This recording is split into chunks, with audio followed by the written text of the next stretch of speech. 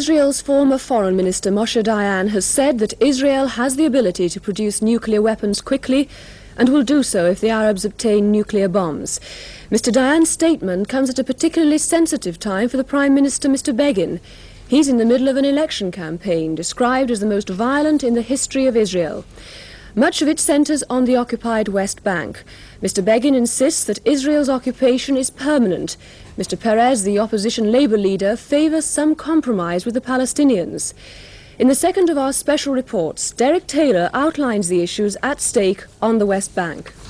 Every day, busloads of Israeli voters are driven out to the occupied territory of the West Bank. The day trips are paid for by the right-wing party supporters of Mr. Begin, the Prime Minister. The idea is to make the trippers feel that the West Bank, which Israel captured from Jordan in 1967, is rightly their own, and so persuade them to vote for Mr. Begin, who's sworn never to give it up.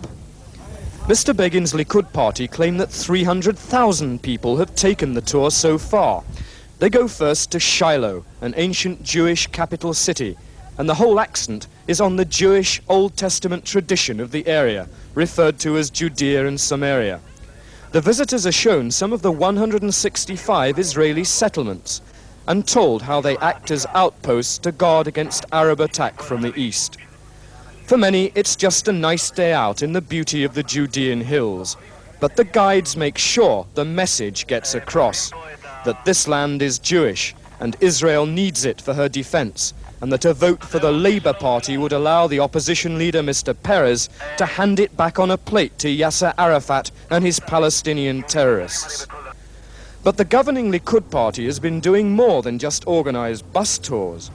They've mounted a crash programme of building new Jewish settlements here, even largish towns, so that if Labour did come to power after the election, Mr. Perez would find it much more difficult to give the area back. In fact, 70% of the land would be returned to Jordan under Labour's plan, though those settlements of strategic importance would stay in Israeli hands. And as for the population of 1 million Palestinian Arabs scattered in the towns and in ramshackle refugee camps, 80% might find themselves part of Jordan again if Mr. Perez were elected. Under Mr. Begin's proposals, these people would get autonomy, that is, limited administrative powers, but they would remain under Israeli military occupation, and it's this plan which has bedeviled Israel's relations with Egypt. The Egyptians have made it clear that unless there's some progress towards granting independence to the 1 million Palestinians here, then the fragile peace between Israel and Egypt could be in danger, and that will be decided by the election, according to whether Mr. Begin with his hardline or Mr. Perez with his compromise wins. Derek Taylor, News at 10, on the West Bank of the Jordan. Here at home, the writ for the Warrington by-election is expected to be moved on Friday. This would make polling day Thursday, the 16th of July. More than 10 candidates are already in the race for the seat, which is a Labour stronghold. It'll be the first by-election in England for well over a year. The Employment Secretary, Mr. James Pryor, got a rowdy reception when he opened the debate on unemployment, now running at 2,680,000. Mr. Pryor said the government was extremely concerned and anxious about the figures. At one point, the left-wing Labour MP for Bolsover, Mr. Dennis Skinner, told Mr. Pryor, "You're no longer a wet, you're just a dishcloth for the Prime Minister." But Mr. Pryor, ignoring the interruption, said there was no easy or painless remedy.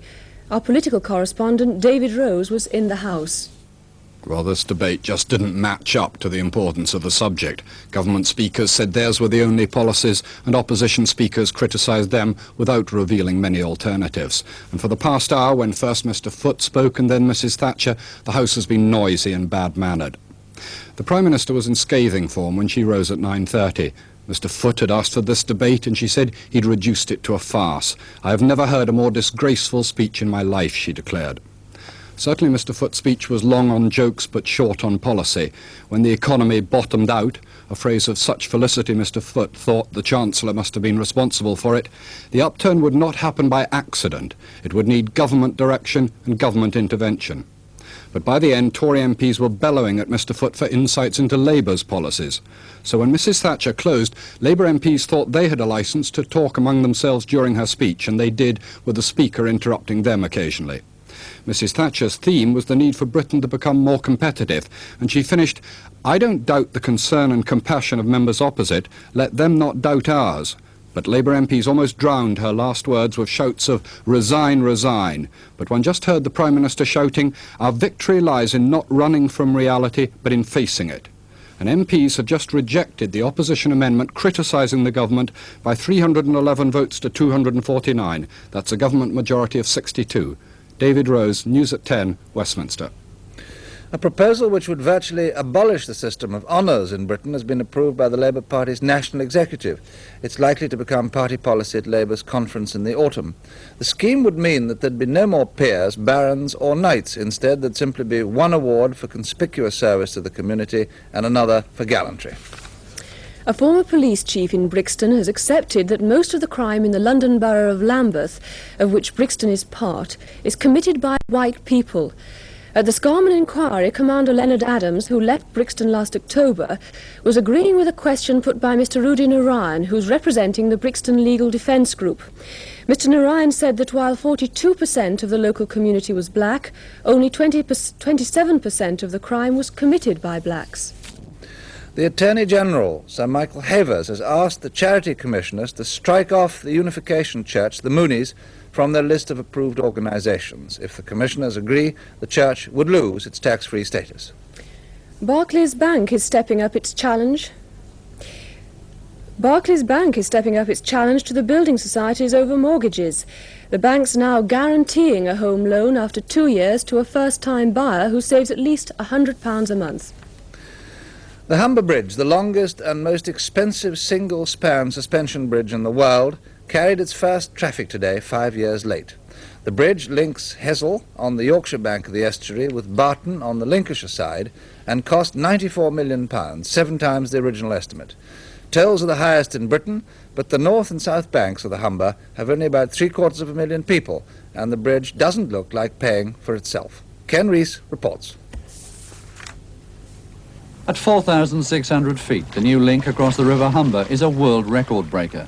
Critics, who call it the bridge from nowhere to nowhere, say it's broken all records for cost at £94 million. And with good motorway links to the rest of the country on both sides of the river, many locals are saying who will pay the highest tolls in Britain to use it.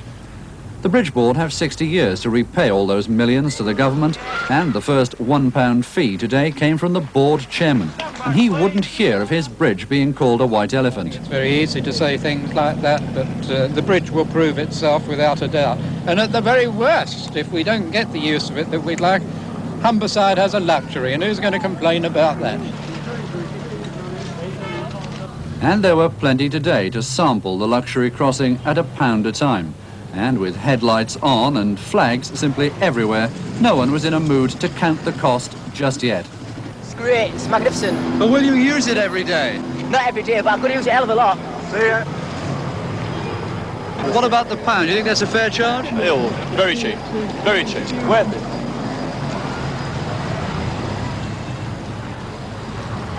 And there was some real business traffic among the sightseers.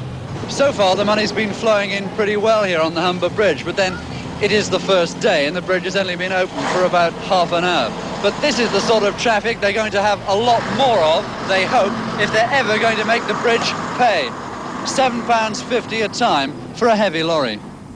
The 1969 estimate was 24,000 vehicles a day. 4,000 now seems more realistic, and that doesn't impress one local economist. Doing very brief sums in one's head, one can see that this sort of user level probably won't pull in £2 million a year.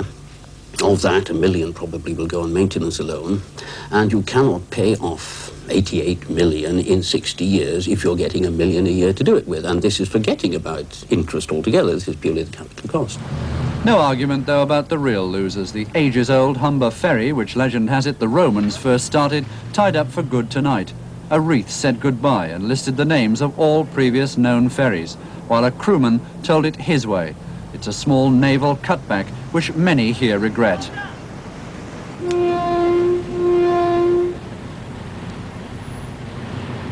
As the ferry